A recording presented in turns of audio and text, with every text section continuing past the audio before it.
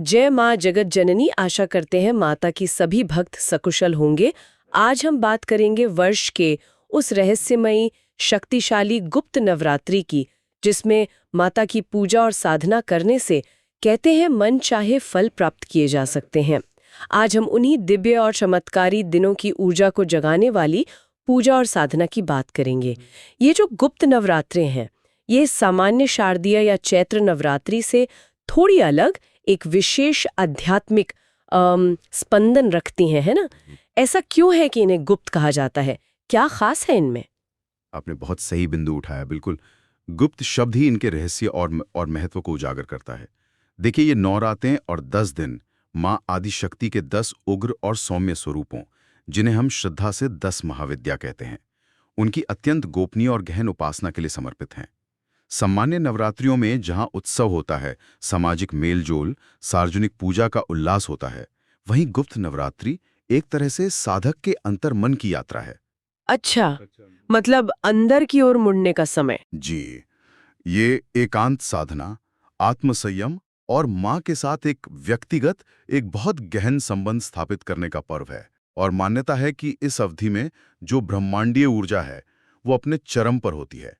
और अगर सच्ची निष्ठा से साधना की जाए, तो साधक को न केवल लौकिक कामनाओं की पूर्ति में सहायता मिलती है, बल्कि आत्मज्ञान और विशेष आध्यात्मिक सिद्धियों का द्वार भी खुल सकता है, ऐसा मानते हैं। ओहो। इसीलिए ये साधनाएं गुप्त रखी जाती हैं, ताकि बाहरी प्रभावों से बचकर साधक अपनी ऊर्जा को पूरी तरह केंद्रित कर सके। ये तो अद्भुत है। मतलब ये समय आंतरिक शक्ति को जगाने और माँ की विशेष कृपा पाने का एक सुनहरा अवसर है। तो भक्तों के मन में सबसे पहला प्रश्न यही उठेगा कि वर्ष 2026 में माँ की आराधना की ये पवित्र और शक्तिशाली दिन कब आ रहे हैं? वो कौन सी तिथियां हैं जब भक्तगण इस दिव्य ऊर्जा से जुड़ सकते हैं? जी बिल्कुल, वर्ष 2026 में माँ परम्बा की कृपा प्राप्त करने के ये 2 गुप्त अवसर हमें मिलेंगे, और दोनों ही अपने अपने ढंग से कह सकते हैं विशिष्ट हैं। पहला अवसर है माघ गुप्त नवरात्रि। ये शीत ऋतु की गहनता के बीच सोमवार 19 जनवरी 2026 से प्रारंभ होंगी और बुधवार 28 जनवरी 2026 तक रहेंगी। जनवरी में हम्म, सर्दियों के समय। जी। माघ का महीना वैसे भी पवित्र स्नान, दान और तप के लिए जाना जाता है। इस समय प्रकृति भी शांत होती है, जो साधक को बाहरी कोलाहल से दूर अपने भीतर उतरने में मदद करती है। एक तरह से आध्यात्मिक दृष्टि से देखें तो ये समय अज्ञान के अंधकार को चीरकर ज्ञान और चेतना के प्रकाश को स्वयं में प्रज्वलित करने का प्रतीक है। माँ सरस्वती की पूजा भी इसी मास में होती है, तो ज्ञान और विद्या की साधना के लिए भी ये समय बहुत उत्तम माना गया है। हाँ, ये तो है। अच्छा, और दूसरा अवसर? दूसरा अवसर है आषाढ़ गुप्त नवरात्रि। ये वर्षा ऋतु के आगमन के साथ बुधवार 15 जुलाई 2026 से शुरू होंगी और गुरुवार 23 जुलाई 2026 को इसकी पूर्णाहुति होगी। जुलाई में बारिशों के समय। जी हाँ। आषाढ़ मास में धरती वर्षा से तृप्त होकर नई फसल के लिए तैयार होती है। चारों ओर एक उर्वरता और सृजन की ऊर्जा व्याप्त होती है। तो ये समय साधना के बीज बोने, जीवन में नई शुरुआत करने और आध्यात्मिक उन्नति की कामना करने के लिए अत्यंत शुभ माना गया है। प्रकृति की सृजनात्मक ऊर्जा के साथ साधक की साधना ऊर्जा का मिलन वो अद्भुत परिणाम दे सकता है। वाह! यानी ये केवल तिथियां नहीं, बल्कि प्रकृति और अध्यात्म के संगम के विशेष कालखंड हैं। आपने 10 महाविद्याओं का उल्लेख किया, जिनकी उपासना इन नवरात्रियों का केंद्र है। क्या आप भक्तों को थोड़ा और विस्तार से बता सकते हैं कि ये 10 महाविद्याएं कौन हैं, उनका स्वरूप और महत्व क्या है? क्या हर महाविद्या अलग वरदान देती हैं? अवश्य, अवश्य। 10 महाविद्याएं वास्तव में एक ही परम शक्ति, माँ आदिशक्ति के 10 भिन्न भिन्न स्वरूप हैं, जो सृष्टि के संचालन और साधक को भिन्न भिन्न प्रकार की सिद्धियां और ज्ञान प्रदान करने के लिए प्रकट हुए हैं, ऐसा माना जाता है। इनमें माँ काली हैं, जो काल और परिवर्तन की शक्ति हैं, भय का नाश करती हैं। माँ तारा हैं, जो तारने वाली, ज्ञान और मोक्ष देने वाली हैं। माँ त्रिपुर सुंदरी, जिन्हें ललिता भी कहते हैं, सौंदर्य, ऐश्वर्य और सौभाग्य की देवी हैं। हाँ, माँ ललिता। जी। माँ भुवनेश्वरी, संपूर्ण ब्रह्मांड की स्वामिनी, स्थान और विस्तार की देवी। माँ छिन्नमस्ता, आत्म बलिदान और कुंडलिनी जागरण की उग्र देवी मानी जाती हैं। माँ त्रिपुर भैरवी, जो तीव्र ऊर्जा, वाणी और तप की शक्ति हैं। माँ धूमावती, जो ज्येष्ठा हैं, अभाव और वैराग्य की देवी जो हमें नश्वरता का ज्ञान कराती हैं। माँ बगलामुखी, स्तंभन शक्ति की देवी, शत्रुओं का नाश करने वाली और वाद विवाद में विजय दिलाने वाली। अच्छा। माँ मातंगी, कला, संगीत, ज्ञान और उच्छिष्ट भोजन की देवी। और माँ कमला जो माँ लक्ष्मी का ही स्वरूप हैं, धन, धान्य और समृद्धि प्रदान करती हैं। हर महाविद्या का अपना विशिष्ट मंत्र है, यंत्र है, उपासना विधि है। साधक अपनी प्रकृति, अपनी इच्छा या फिर अपने गुरु के निर्देशानुसार किसी विशेष महाविद्या की उपासना गुप्त नवरात्रि में करते हैं। ये साधनाएं अत्यंत तीव्र और फलदायी मानी जाती हैं, पर उतनी ही अनुशासन और सावधानी की मांग भी करती हैं। ये सुनकर तो सच में रोंगटे खड़े हो गए। माँ के इतने विविध और इतने शक्तिशाली स्वरूप। अब भक्तों के मन में ये जिज्ञासा होगी कि अगर कोई इन पवित्र दिनों में माँ की कृपा पाने के लिए व्रत या पूजा अर्चना करना चाहे, तो उसकी सही विधि क्या है? क्या ये सामान्य नवरात्रि की पूजा विधि से बहुत अलग है, खासकर वो गोपनीयता वाली बात को ध्यान में रखते हुए? जी हाँ, मूल भावना तो माँ की भक्ति ही है, लेकिन जैसा हमने पहले कहा, गुप्त नवरात्रि में जोर बाहरी आडंबर पर नहीं होता, बल्कि आंतरिक साधना और गोपनीयता पर अधिक होता है। विधि को इस प्रकार समझा जा सकता है। पहला संकल्प और घट स्थापना। नवरात्रि के पहले दिन सूर्योदय से पूर्व, मतलब ब्रह्म मुहूर्त में उठना सबसे अच्छा है। स्नान आदि से पवित्र होकर स्वच्छ वस्त्र धारण करें। फिर पूजा स्थान पर पूर्व या उत्तर दिशा की ओर मुख करके आसन पर बैठें और माँ दुर्गा का स्मरण करते हुए व्रत का संकल्प लें। संकल्प मतलब एक पक्का इरादा। जी, एक दृढ़ निश्चय। आप मानसिक रूप से या बिल्कुल धीमे स्वर में कह सकते हैं, हे माँ भगवती, मैं आपकी कृपा और प्रसन्नता के लिए गुप्त रूप से इन 9 दिनों तक व्रत और पूजन करने का संकल्प लेती हूँ। कृपा कर मेरा संकल्प पूर्ण करें। इसके बाद शुभ मुहूर्त देखकर पवित्र मिट्टी की वेदी पर जौ बोएं और उस पर जल से भरा कलश स्थापित करें। इसे ही घट स्थापना कहते हैं। कलश में सुपारी, सिक्का, दूर्वा, आम के पत्ते डालें और उस पर नारियल रखें। ये देवी की उपस्थिति का प्रतीक और आह्वान है। ठीक है। दूसरा, दैनिक पूजा। प्रतिदिन सुबह और शाम स्थापित कलश और माँ दुर्गा की प्रतिमा या चित्र का पूजन करें। यदि किसी के पास श्री यंत्र या किसी महाविद्या का यंत्र है, तो उसका पूजन विशेष फलदायी होता है। माँ को स्नान कराएं, अगर विग्रह है तो वस्त्र अर्पित करें। रोली कुमकुम, अक्षत यानी साबुत चावल, सिंदूर, लाल पुष्प, गुड़हल माँ को विशेष प्रिय है। धूप जलाएं, घी का दीपक जलाएं, शुद्धता से बने नैवेद्य यानी भोग अर्पित करें। दुर्गा सप्तशती का पाठ, देवी कवच, अर्गला स्तोत्र, कीलकम का पाठ या अपनी श्रद्धानुसार देवी मंत्रों का जाप करें। अच्छा, और वो गोपनीयता वाली बात, वो सबसे अहम है ना? तीसरा, गोपनीयता। बिल्कुल। यही इस नवरात्रि का मूल तत्व है। बिल्कुल। सबसे महत्वपूर्ण। आप जो भी पूजा कर रहे हैं, जो मंत्र जप रहे हैं या जो व्रत रख रहे हैं, उसकी चर्चा किसी से ना करें। बिल्कुल। गुप्त रखें। यहाँ तक कि साधना के दौरान यदि कोई विशेष अनुभूति होती है, कोई स्वप्न आता है या कोई संकेत मिलता है, तो उसे भी सार्वजनिक ना करें। उसे अपने और माँ के बीच का रहस्य रहने दें। मंत्रों का जाप भी या तो बिल्कुल एकांत कमरे में करें जहां कोई विघ्न ना हो, या फिर मानसिक रूप से करें। मानसिक जाप मतलब मन ही मन में? जी, मानसिक जाप, जिसे अजपा जाप भी कहते हैं। इसमें मंत्र श्वास के साथ या मन ही मन बिना होंठ हिलाए चलता रहता है। ये और भी शक्तिशाली माना जाता है क्योंकि इसमें ऊर्जा का बिखराव नहीं होता। चौथा, व्रत। व्रत का पालन अपनी शारीरिक क्षमता और श्रद्धा के अनुसार करें। आप केवल फलाहार पर रह सकते हैं या दिन में एक बार सात्विक भोजन बिना लहसुन प्याज का ग्रहण कर सकते हैं। कुछ साधक कठिन निर्जल व्रत भी रखते हैं। मुख्य बात है इंद्रिय संयम और खान पान की शुद्धि। आपने गोपनीयता और अजपा जाप पर जो जोर दिया, वो वाकई बहुत महत्वपूर्ण है।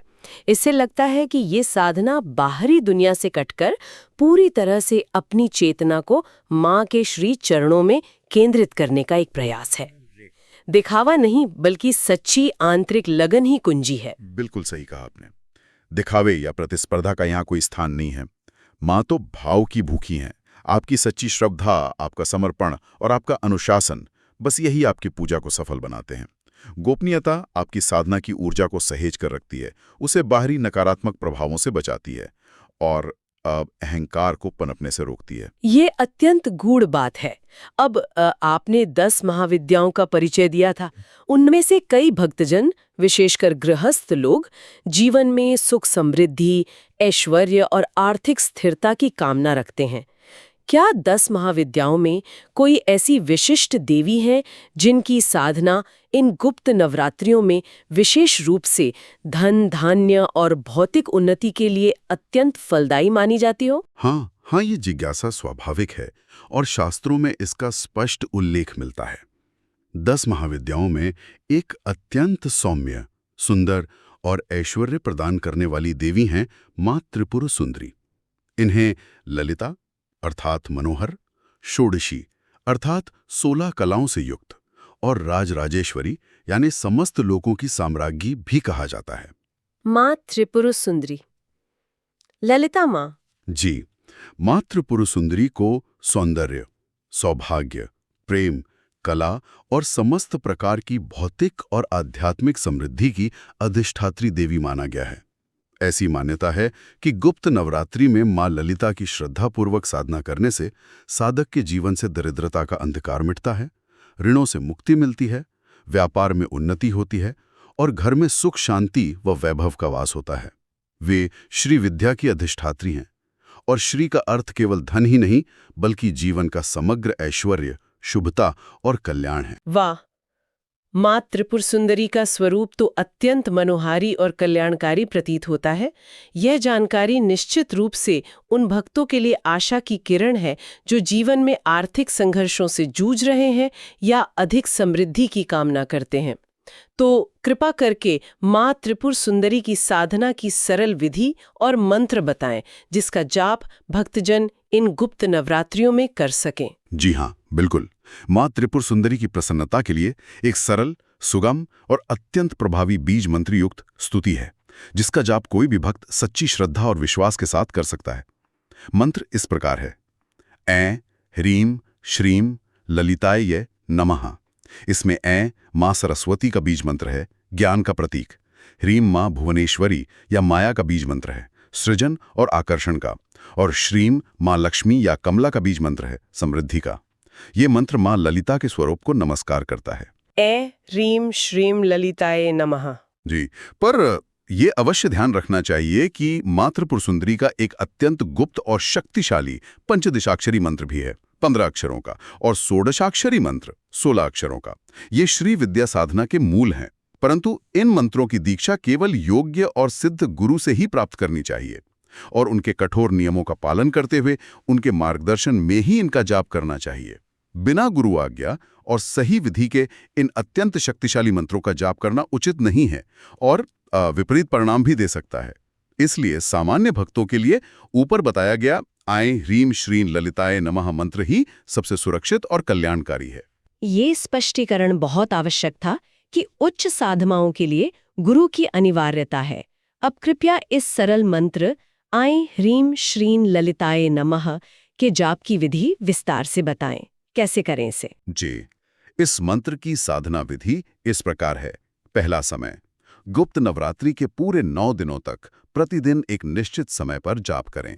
ब्रह्म मुहूर्त यानी सूर्योदय से लगभग 1.5 घंटा पहले या फिर रात्रि काल में 10 बजे के बाद का समय, जब वातावरण शांत हो, विशेष उत्तम माना जाता है। ठीक है, या तो सुबह जल्दी या रात में। जी। दूसरा, तैयारी। स्नान करके शुद्ध और धुले हुए वस्त्र पहने। माँ त्रिपुर सुंदरी को गुलाबी या लाल रंग प्रिय है, तो यदि संभव हो तो इन रंगों के वस्त्र धारण करें। एक साफ ऊनी या कुशा का आसन बिछाकर पूर्व दिशा की ओर मुख करके बैठें। तीसरा, स्थापना। अपने पूजा स्थान पर माँ त्रिपुर सुंदरी का सुंदर सा चित्र या विग्रह स्थापित करें। यदि आपके पास प्राण प्रतिष्ठित श्री यंत्र है तो उसे अवश्य रखें। श्री यंत्र को माँ ललिता का जामितीय स्वरूप माना जाता है और ये कह सकते हैं कि ब्रह्मांडीय ऊर्जा को आकर्षित करने वाला अद्भुत यंत्र है। माँ के चित्र या यंत्र पर कुमकुम, अक्षत, लाल पुष्प अर्पित करें। घी का दीपक जलाएं। चौथा, जाप। जाप के लिए स्फटिक यानी क्रिस्टल की माला या कमल गट्टे की माला सर्वोत्तम मानी जाती है। यदि ये उपलब्ध ना हो तो रुद्राक्ष माला का भी प्रयोग कर सकते हैं। इस माला से प्रतिदिन कम से कम 11 माला ऐं ह्रीं श्रीं ललिताय नमः मंत्र का जाप करें। एक माला में 108 दाने होते हैं, तो इस प्रकार 11 माला का अर्थ हुआ 1188 बार मंत्र जाप। आप अपनी क्षमता अनुसार अधिक जाप भी कर सकते हैं। 11 माला रोज। ठीक है। 5वां, मानसिकता और भावना। केवल यंत्र की तरह मंत्र ना दोहराएं, पूरे भाव, पूरी श्रद्धा और एकाग्रता के साथ जाप करें। मन में ये कल्पना करें, विजुअलाइज करें कि माँ ललिता आपके समक्ष उपस्थित हैं, उनकी कृपा दृष्टि आप पर पड़ रही है और आपके जीवन में धन, ऐश्वर्य, सौभाग्य और आनंद का प्रवाह हो रहा है। अभाव और दरिद्रता माँ की कृपा से दूर हो रहे हैं। वो सकारात्मक भाव बनाए रखना अत्यंत महत्वपूर्ण है। हाँ, विश्वास होना बहुत जरूरी है। बिल्कुल। छठा, गोपनीयता। जैसा कि बार बार कहा गया है, ये साधना भी पूरी तरह गोपनीय रखनी है। आपने कितनी माला जाप किया, आपको क्या अनुभव हुआ, ये किसी को भी ना बताएं। साधना की ऊर्जा को अपने भीतर ही संचित होने दें। ये तो बहुत ही व्यवस्थित और भक्तिपूर्ण विधि है। विश्वास और श्रद्धा के साथ की गई ये साधना निश्चित रूप से भक्तों के जीवन में माँ त्रिपुरा सुंदरी की कृपा और समृद्धि ला सकती है। लेकिन एक प्रश्न मन में आता है, ये साधना इतनी शक्तिशाली है, महाविद्याओं से जुड़ी है और इतनी गोपनीयता की अपेक्षा रखती है, तो क्या इसमें कुछ विशेष नियम या सावधानियां भी हैं जिनका पालन करना अत्यंत आवश्यक है? कहीं ऐसा ना हो कि भक्त अनजाने में कोई त्रुटि कर बैठें। आपका प्रश्न बिल्कुल सही है और बहुत जरूरी भी है। जी हाँ, गुप्त नवरात्रि और विशेषकर महाविद्या साधना में सावधानियां बरतना केवल आवश्यक ही नहीं बल्कि अनिवार्य है। ये साधारण पूजा पाठ से कहीं अधिक गहरी और ऊर्जावान प्रक्रियाएं हैं। महाविद्याओं की ऊर्जा अत्यंत प्रचंड होती है। यदि साधक मानसिक या शारीरिक रूप से तैयार न हो या नियमों का उल्लंघन करे, तो ये ऊर्जा असंतुलित होकर लाभ के स्थान पर हानि भी पहुंचा सकती है। इसलिए इन मुख्य सावधानियों पर अवश्य ध्यान देना चाहिए। अच्छा, क्या है वो सावधानियां? पहला, गोपनीयता सर्वोपरि। इसे मैं फिर दोहरा रहा हूं क्योंकि यह सबसे महत्वपूर्ण नियम है। अपनी पूजा विधि, अपना मंत्र, जाप संख्या, व्रत का प्रकार, साधना के दौरान होने वाले अनुभव या स्वप्न, किसी भी बात का उल्लेख किसी से भी, चाहे वो कितना भी निकट क्यों ना हो, भूल कर भी ना करें।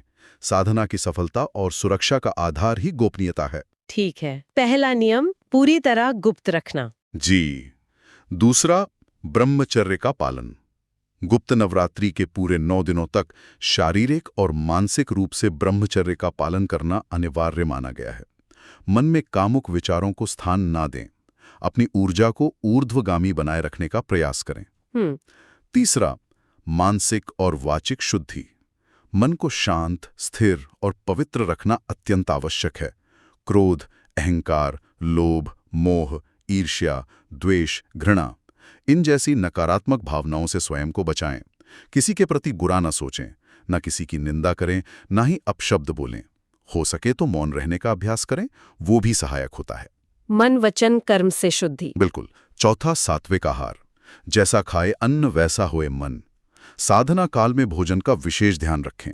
तामसिक भोजन जैसे मांस, मछली, अंडा, मदिरा, लहसुन, प्याज, बासी भोजन, ज्यादा तला भुना, इन सब का पूरी तरह से त्याग करें। तंबाकू या किसी भी प्रकार के नशे से बिल्कुल दूर रहें। केवल सात्विक, हल्का, सुपाच्य भोजन या फलाहार ही ग्रहण करें। इससे तन और मन दोनों शुद्ध रहते हैं और साधना में एकाग्रता बढ़ती है। खान पान का बहुत ध्यान रखना है। जी। पांचवा, भूमि शयन। अगर स्वास्थ्य अनुमति दे तो इन 9 दिनों में जमीन पर स्वच्छ चादर बिछाकर सोना भी एक अच्छा नियम माना जाता है। ये विलासिता के त्याग और संयम का प्रतीक है। और छठा, गुरु का मार्गदर्शन। ये अत्यंत महत्वपूर्ण है। देखिए, सामान्य पूजा, दुर्गा सप्तशती पाठ या सरल मंत्र जाप जैसे हमने माँ ललिता का बताया, वो आप स्वयं कर सकते हैं। परंतु यदि आप किसी विशिष्ट महाविद्या की गहन साधना करना चाहते हैं, तीव्र मंत्रों का अनुष्ठान जैसे पंचदशाक्षरी या कोई विशेष तांत्रिक प्रयोग, तो वो कदापि बिना योग्य और अनुभवी गुरु के मार्गदर्शन और दीक्षा के बिना न करें। हाँ, ये बात पहले भी आई थी। जी। गुरु ही आपकी पात्रता देखकर सही विधि, मंत्र, नियम बताते हैं और साधना के दौरान जो ऊर्जा उत्पन्न होती है उसे संतुलित करने और आने वाली बाधाओं से बचाने में मार्गदर्शन करते हैं। बिना गुरु के उच्च साधनाएं खतरनाक हो सकती हैं। ये सावधानियां सुनकर ये स्पष्ट हो जाता है कि गुप्त नवरात्रि की साधना कोई साधारण अनुष्ठान नहीं है। ये केवल इच्छा पूर्ति का मार्ग नहीं, बल्कि आत्म परिवर्तन और आत्म अनुशासन की एक गहन प्रक्रिया है। इसमें श्रद्धा, समर्पण, पवित्रता और सही मार्गदर्शन का होना नितांत आवश्यक है। इसे हल्के में या केवल कौतूहलवश आजमाने का प्रयास नहीं करना चाहिए। आपने बिल्कुल सही निष्कर्ष निकाला। ये एक गंभीर आध्यात्मिक अनुशासन है। फल की इच्छा होना स्वाभाविक है, परंतु साधना का उद्देश्य केवल फल प्राप्ति ना होकर माँ के प्रति निष्काम भक्ति और आत्मशुद्धि होना चाहिए। जब साधक निष्काम भाव से पूर्ण समर्पण और अनुशासन के साथ साधना करता है, तो माँ की कृपा स्वयं ही बरसती है और उचित समय पर मनोकामनाएं भी पूर्ण होती हैं और आध्यात्मिक उन्नति भी होती है।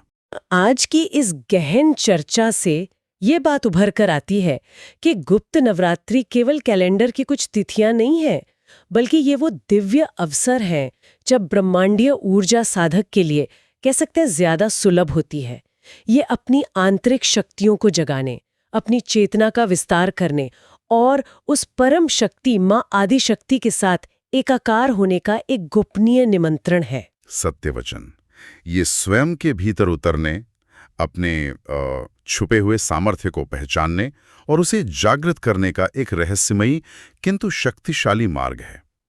इस मार्ग पर चलने के लिए अगाध श्रद्धा, अटूट अनुशासन, तन मन की पवित्रता और यदि गहन साधना करनी हो तो एक सच्चे गुरु के मार्गदर्शन की नींव अत्यंत आवश्यक है। यह यात्रा साधक को भौतिक और आध्यात्मिक दोनों स्तरों पर रूपांतरित करने की क्षमता रखती है। आज की चर्चा के बाद एक विचार सहज ही मन में कौंधता है। हम एक ऐसे युग में जी रहे हैं जहां सब कुछ खुला है, सार्वजनिक है, सोशल मीडिया पर हर अनुभव साझा किया जाता है। ऐसे में इन प्राचीन गोपनीय साधनाओं का क्या औचित्य या प्रासंगिकता रह जाती है? क्या ये संभव है कि यही एकांत, यही गोपनीयता हमें आज के बाहरी शोरगुल और दिखावे की दुनिया से परे ले जाकर स्वयं से अपनी आत्मा की गहराइयों से जुड़ने का एक दुर्लभ और अनमोल अवसर प्रदान करती है? एक ऐसा अवसर जिसकी आज हमें शायद पहले से कहीं अधिक आवश्यकता है। इसी प्रकार के अन्य वीडियो के लिए वीडियो को लाइक करें, चैनल को सब्सक्राइब करें और कमेंट बॉक्स में जय मां त्रिपुर सुंदरी लिखें। माता आप सभी का कल्याण